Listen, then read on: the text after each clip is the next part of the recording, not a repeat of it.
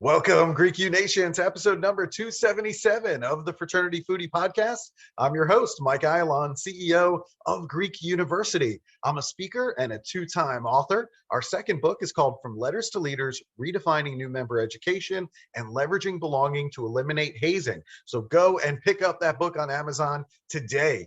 We call these episodes the Fraternity Foodie Podcast because there is nothing like great food to bring college students together.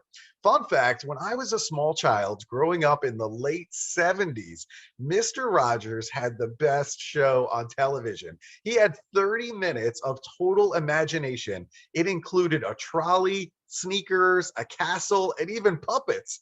It was slow, it was quiet, and it was also a window into the things that were going on inside of Fred Rogers' head. It completely transformed what kids' television would look like over the next couple of decades. And for that, we owe him a huge debt of gratitude. Our next guest is Dr. Anita Knight Kuhnley.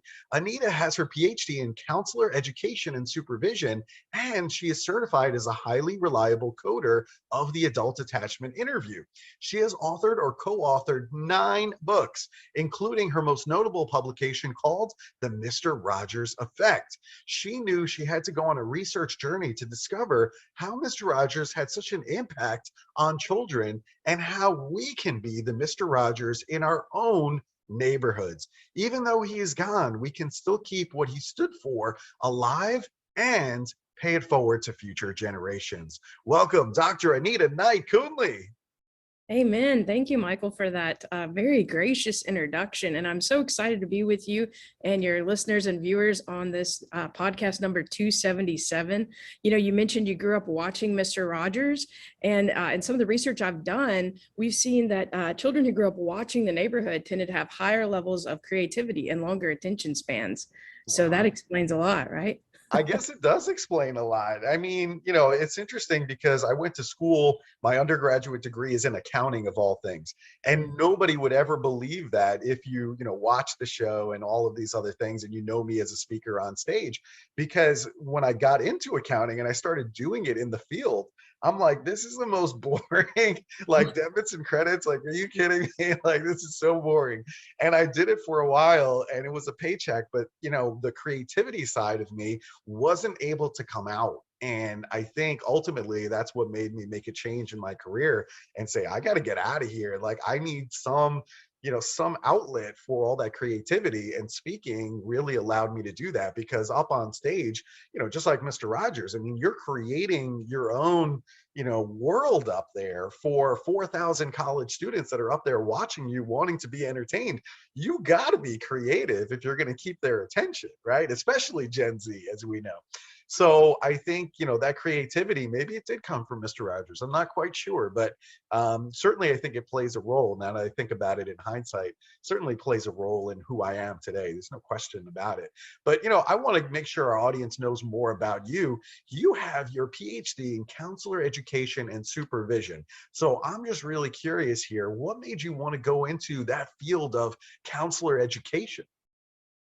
Well, Michael, like you, I wasn't always in this field. I also started out my undergrad years in the School of Business and took my share of accounting classes as well.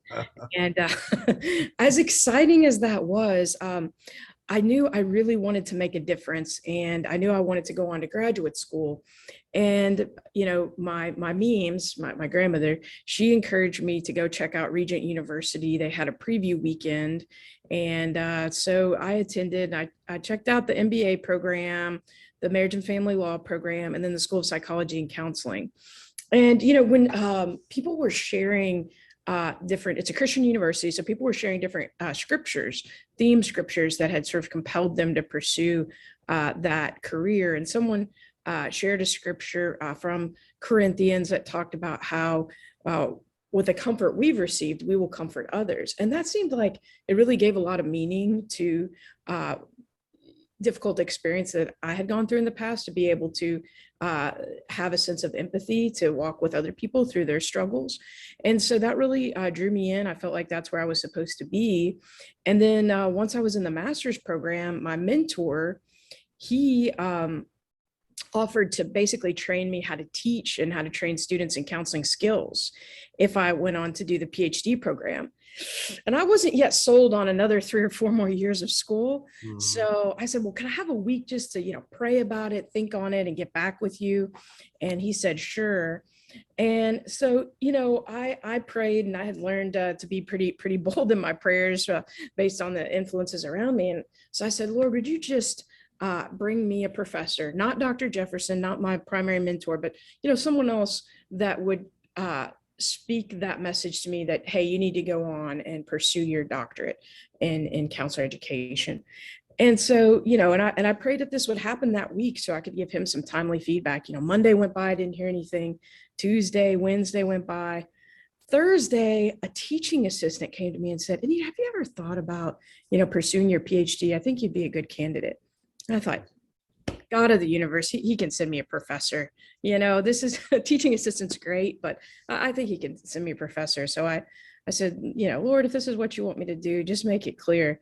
So the next day I went into work and I was thinking, it's Friday. Faculty don't always come in the office on Friday. So I'm probably just going to go ahead and start doing clinical work and not, go for the PhD. Well, then one professor came up and said, hey, Dr. J, you need to find a way to keep her around. I've taught her how to do some things on the technology system we use. And he said, oh, yeah, I'm a dinosaur. I don't know how to do that. And she said, well, Anita, have you thought about doing your PhD? You really should consider that. You'd be a good candidate. Went in the restroom. Another professor was washing her hands next to me. And she said, have you ever thought about pursuing the doctoral program in counselor ed? I think you'd really make a great candidate for our program. Went down the hall, met with another professor, Dr. Lloyd Burkett, and she said, just think of this research project as part of the lasagna pie of your dissertation, because you'll probably go on to do a PhD and do a dissertation. I was like, okay, I received the memo. I got it. So it just became really clear that that's sort of the path that felt like I was meant to be on and what I was meant to pursue. So here I am. Yeah, there you go. You certainly got a number of signs there. So it was pretty obvious at that point. Yeah, and I always encourage students that I believe that if you pray and you seek God and ask him, for direction, because it's a big choice, selecting your major, selecting that direction, he'll make it clear. Yeah, absolutely. Now, you are currently an associate professor of psychology and counseling at a university in Virginia. Talk to our audience a little bit about, that particular job and what do you enjoy about doing it? Sure. Yeah. So I really enjoy mentoring students. I love, being in the classroom. I've taught I teach a lot of online classes, but I've also taught intensives on campus, and primarily the counseling skills and techniques. And I love teaching students these techniques and then seeing when it clicks and they start using it with their clients and their clients gain insights, and seeing them, feel more confident in their counseling skills, and seeing them go on to make a difference, and just knowing that I get to be a part of their journey. I also love doing research. I work with a team of students and other faculty members doing really meaningful research together collaboratively. So that's pretty exciting as well. Sounds like a fantastic experience. And, I mentioned that you've authored or co-authored 9 books. I know you're working on another book now. Your most notable publication is called The Mr. Rogers Effect. Now, a lot of our student listeners, they're Gen Z, and they might not know who Mr. Rogers is. So who is Mr. Rogers and what makes him special? Yeah, many people, if they didn't grow up watching Mr. Rogers, they may have seen Daniel Tiger's Neighborhood, which is his television offspring, starring an animated tiger who wears a cardigan sweater and rides a trolley to the land of make-believe, and has friends that, and that Daniel Tiger was Mr. Rogers' puppet, that it's been said to most represent him. But, you may have seen flashes of him.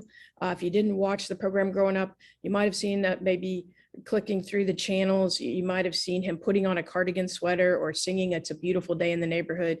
He was most well known as the host of Mr. Rogers' Neighborhood, which was a children's television program, and it aired from 1968 to 2001 on public television. So there's a good chance if you didn't grow up watching him that maybe your parents or your professors did.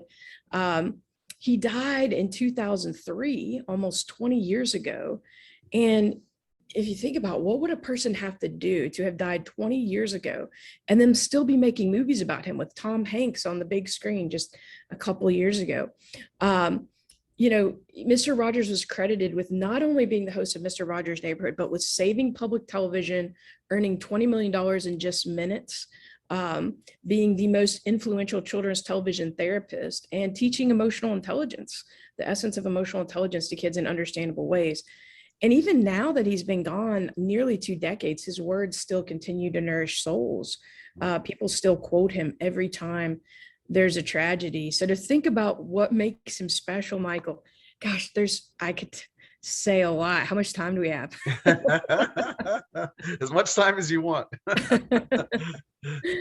Yeah, I think, those are just a few of the things, but that's really what I wanted to understand more about is, how is it that Mr. Rogers had this incredible influence? And so I teamed up with some colleagues, psychiatrists, psychologists, school counselors, and we developed a panel and really began to analyze all of his work to identify, what are the 7, we restricted it to 7. What are the 7 key strategies that he used to make a difference? Because, one of the things that he did was in every program, he demonstrated expressions of care. His grandpa, he was named after his grandpa, Fred McFeely, and his grandpa used to tell him, "Freddie, you've made this day a special day just by your being you. There's no one in the whole world like you, and I like you just the way you are."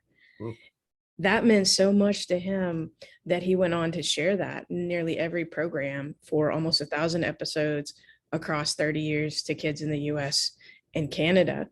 And the old adage, have you heard that old adage, people don't care how much you know until they know how much you care? I think we knew that Mr. Rogers cared and that he was the real deal. It wasn't, that what they call manufactured fluff, right? He was really, this was a message that his grandfather gave to him. He really cared about children and what the generations he was speaking to were seeing, and he wanted to make a difference. And so I think that because he cared, he had such a powerful impact. And that's just one of the 7 secrets that we talk about in the book. It's that helping establish security through those expressions of care. Yeah, what a great message for children. And, talking about security, I mean, school violence has been all over the news recently. What lessons can we learn from Mr. Rogers in terms of creating safer spaces for our children? Yeah, it's interesting that you would say that because, it seems like every time there's a tragedy, the quote from Mr. Rogers comes up that, when he was young, his mother told him, "If you ever see scary things in the news, look for the helpers. There'll always be people who are helping." And it seems like every time there's a tragedy, that quote just surfaces on social media and is shared again and again and again. Again, even now, 2 decades after he's been gone. And so, he definitely shared those words of comfort. And he even, came out of his retirement after some tragic events had happened to speak to children, to say, we've seen the kind of things some people do when they can't manage their feelings of anger. And they've done things that have been very hurtful. But we know that we know what to do with our feelings of anger and to express them in ways that won't hurt us or hurt others. And so he encouraged children to find the safe space to express their feelings.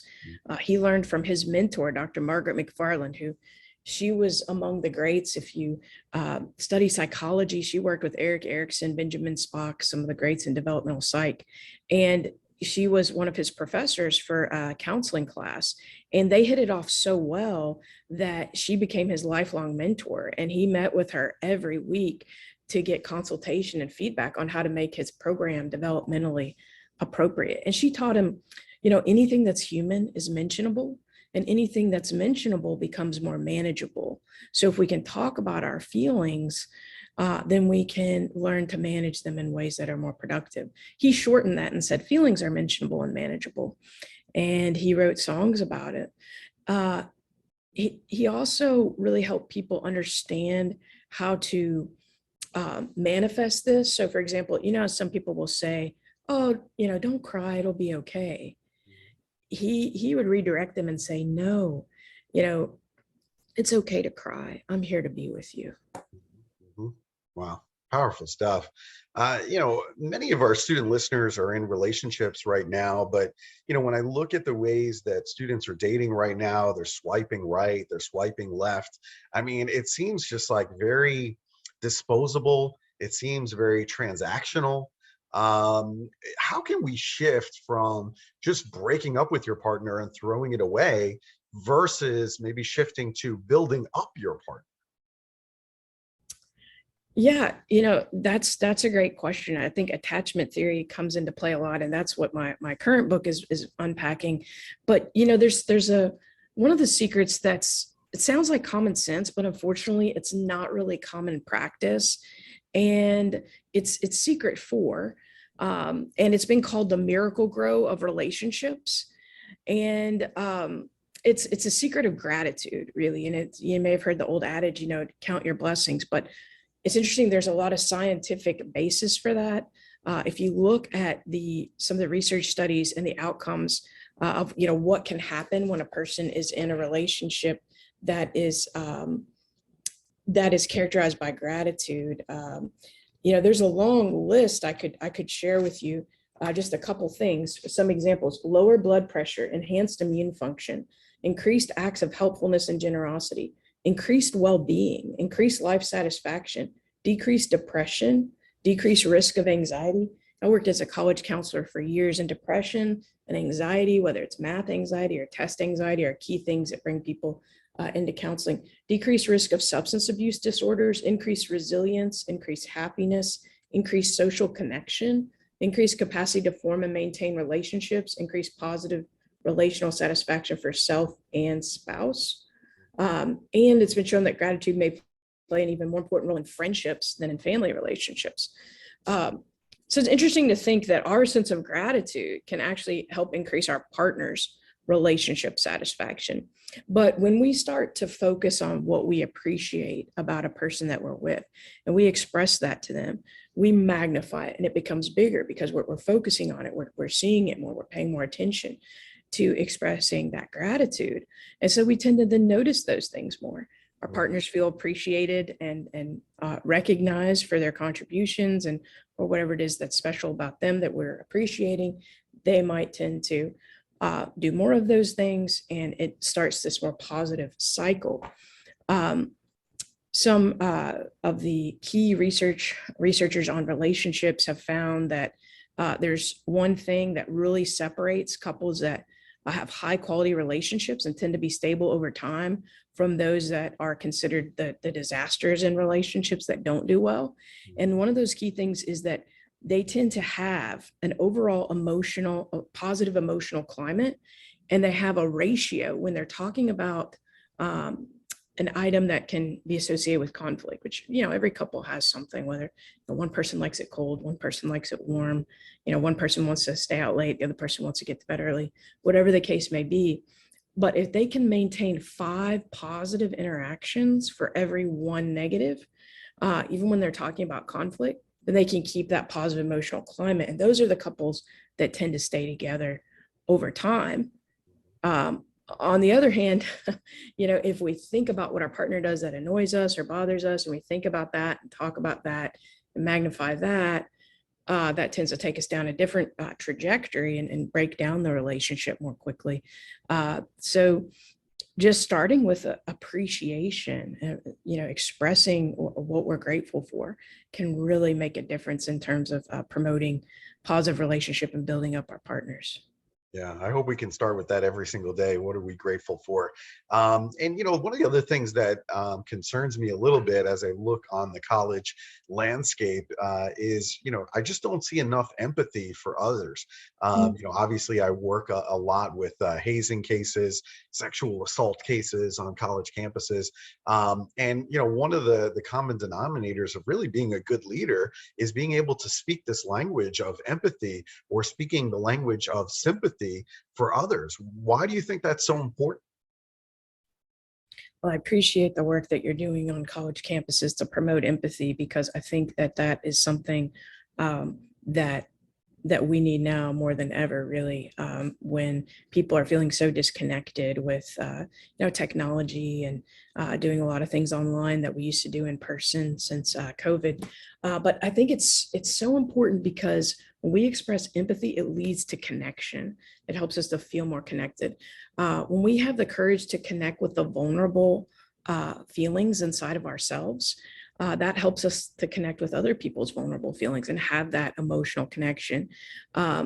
So empathy involves feeling with another person, whereas sympathy involves feeling for, often feeling sorrow for. So, for example, if someone shares that their grandparents died, and we've been socialized to do this, so that's okay. Most people do this.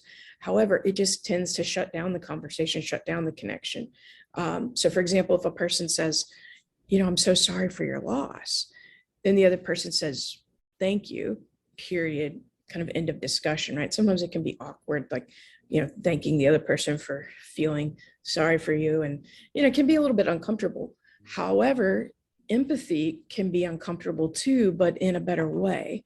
So empathy involves sitting with that feeling for a moment and just being with them in that challenge. So, I remember you talking about your relationship with your grandmother, and maybe saying, I remember how close you guys were, and how you used to visit her every holiday, and you had a special bond. It must be so hard to adjust to a world without your grandmother. Help me understand how you've been coping with that. Well, gosh, that opens up that door to connection. And now it opens up the door to really sharing more and feeling understood. So there's a lot of different ways that we can make just very subtle changes in language, but they can lead to a huge shift in our degree of connection with others. And there's many other ways to do this. The book has a table of different, typical sympathy response, but how we can just make small adjustments to express more empathy and increase our connection. Yeah, you make some great points. I think as a male, sometimes I'm geared to want to try to fix everything.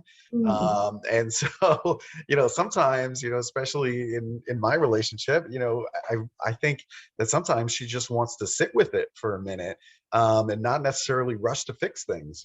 Sometimes it's just more like you said. I mean, just, feeling that feeling with that person, and that opens up all kinds of doors. You don't always necessarily need to fix everything. And that's something that I've had to learn over time, and kind of fight a little bit in a sense. You're not alone in that. Have you seen the video? It's not about the nail.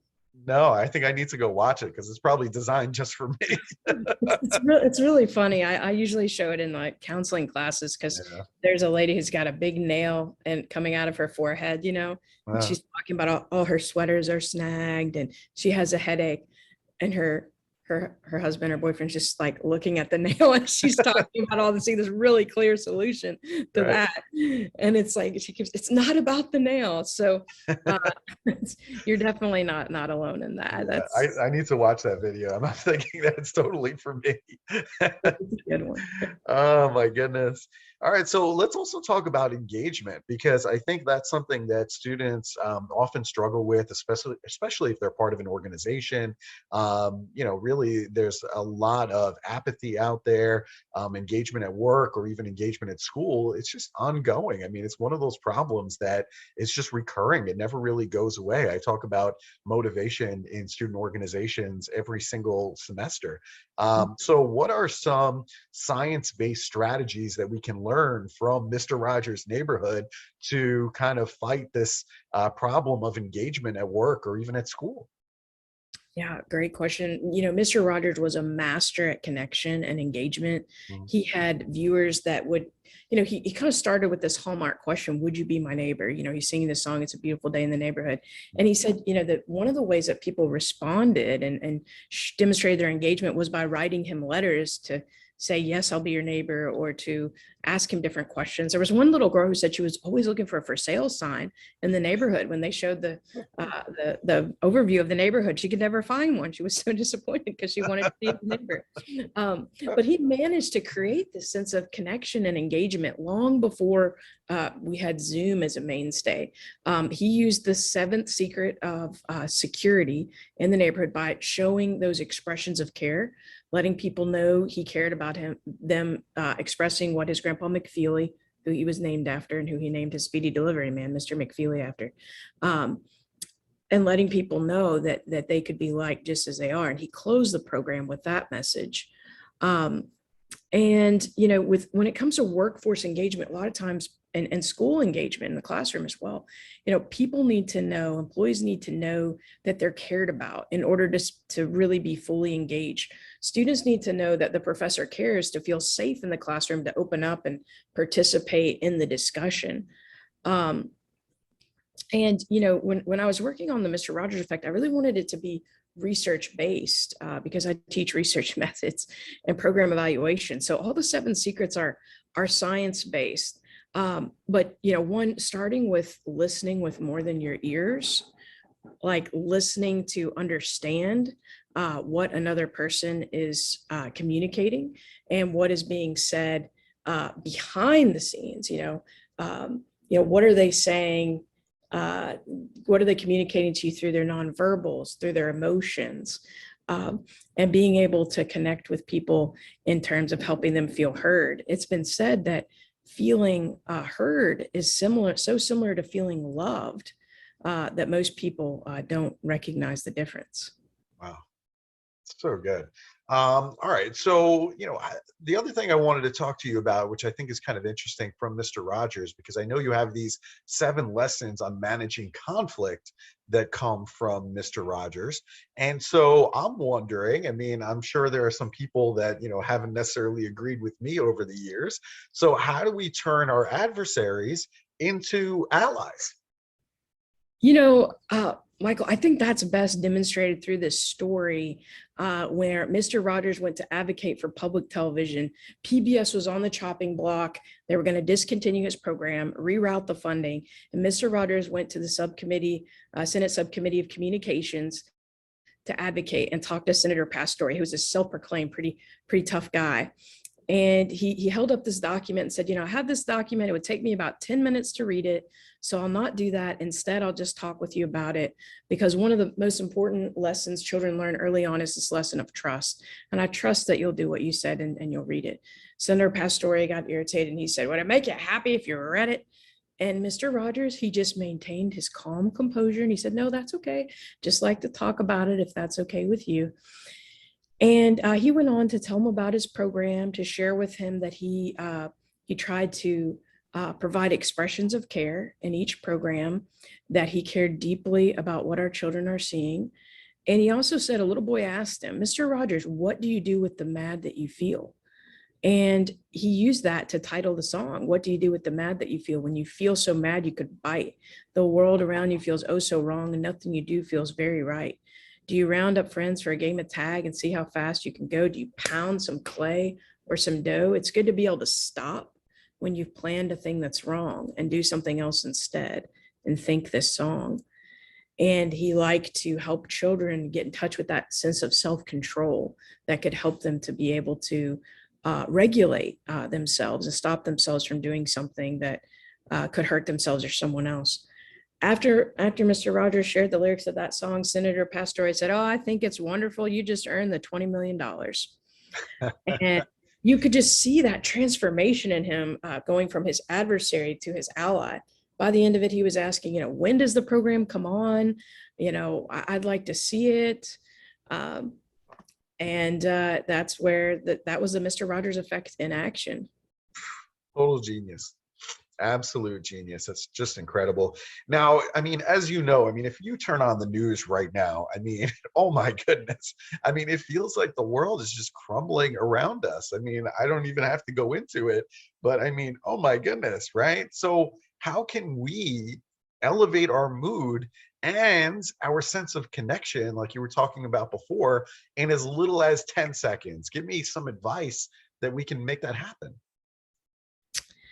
You know, this is an invisible gift that I received from Mr. Rogers, and I'd like to pass it on to you and your listeners and viewers. Um, and I think the best way is for us to just do this exercise together. Of course, it's very brief. Is that okay with you? Yeah, that'd be great. Okay, so every time Mr. Rogers was receiving an award or he was at a college graduation giving a speech, he did the same thing. And he said, you know, and we'll just adapt it for our setting. Um, you know, Michael, this is your 277th podcast. You've been creating a lot of podcasts. You've accomplished a lot in terms of reaching college students and administrators and professors and making a difference for them. You've spoken on campuses to thousands of students. You have touched hearts for good. You've tried to create positive change, a safer place, more empathy. You have really made a difference for many people.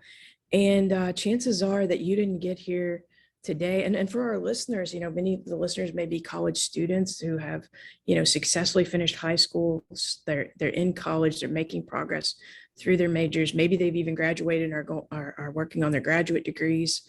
But chances are none of us got where we are completely on our own. We had people along our journey that loved us into being, loved us into becoming who we are today. They might be right here close by, even in the room with you. They might be far away, or they might even be in heaven. But let's take a moment, 10 seconds to think of them, those people that have loved you into being the best of who you are. I'll keep the time.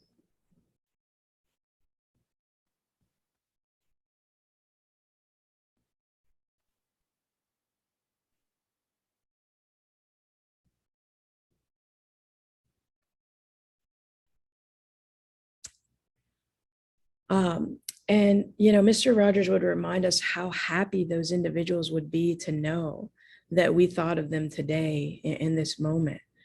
And Michael, I can't help but wonder who comes to mind for you.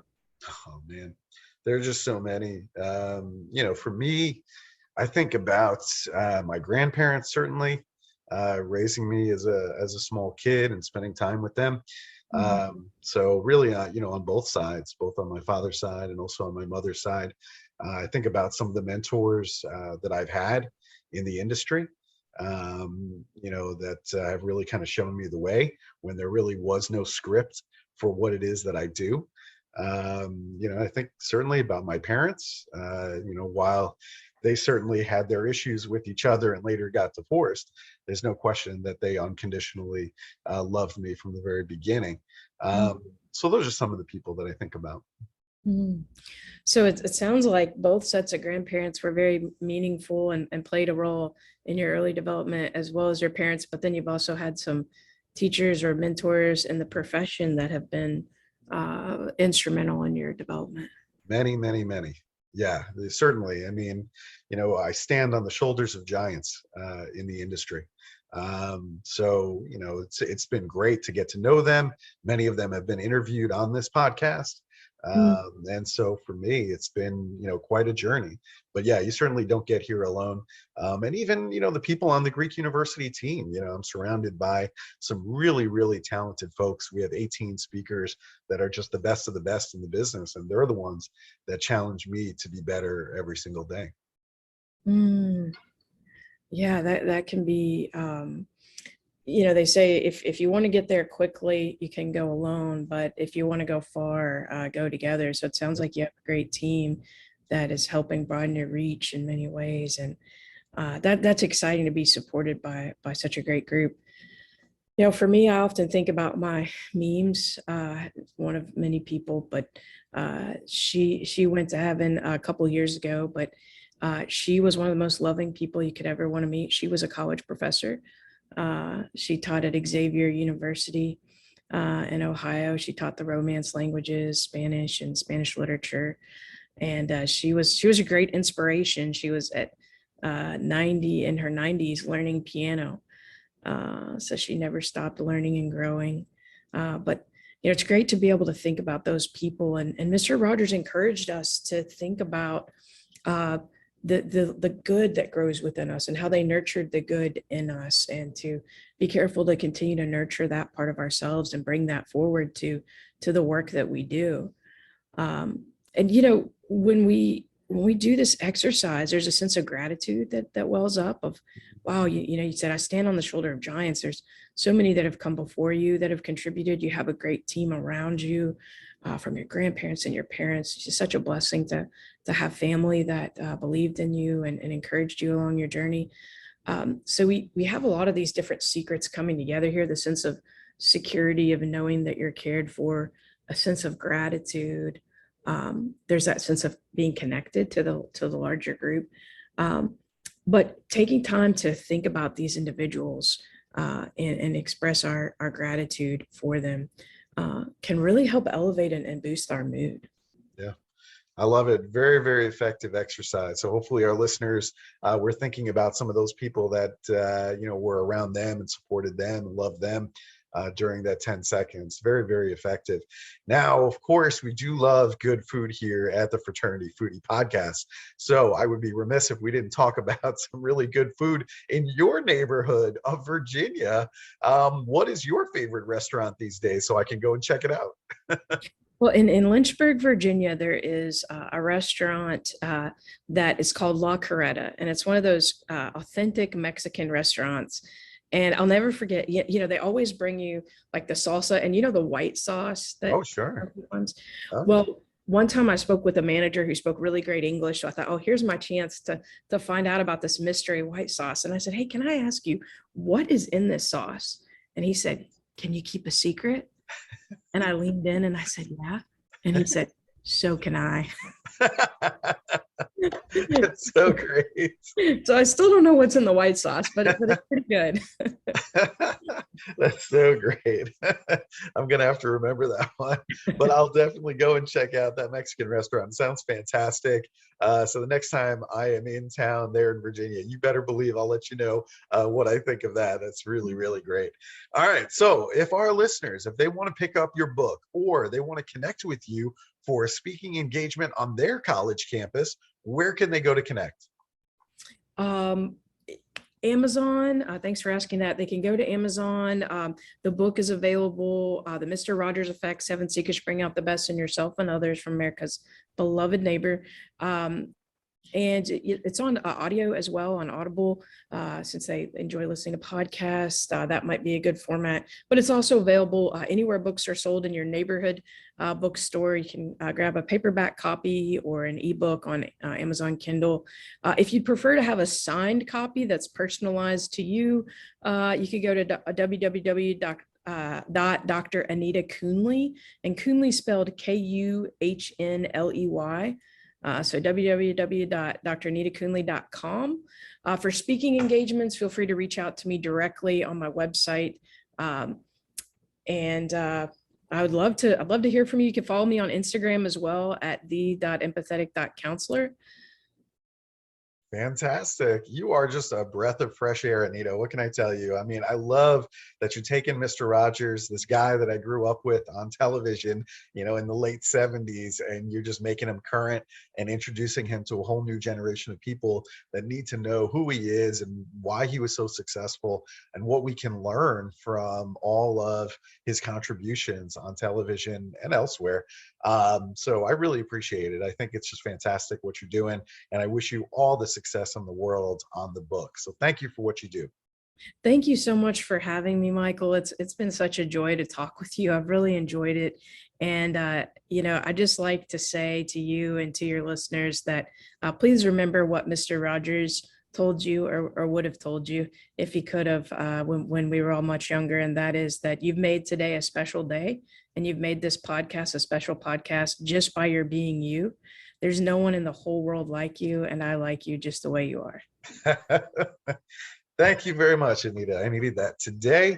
I appreciate you. And to our listeners, make sure that you like this talk with Anita. Make sure you share it on social media with other college students that also need to know the Mr. Rogers effect. Go and pick up that book today. And we hope to see you on another episode of the Fraternity Foodie Podcast. Thanks so much for joining us, and we will see you next time.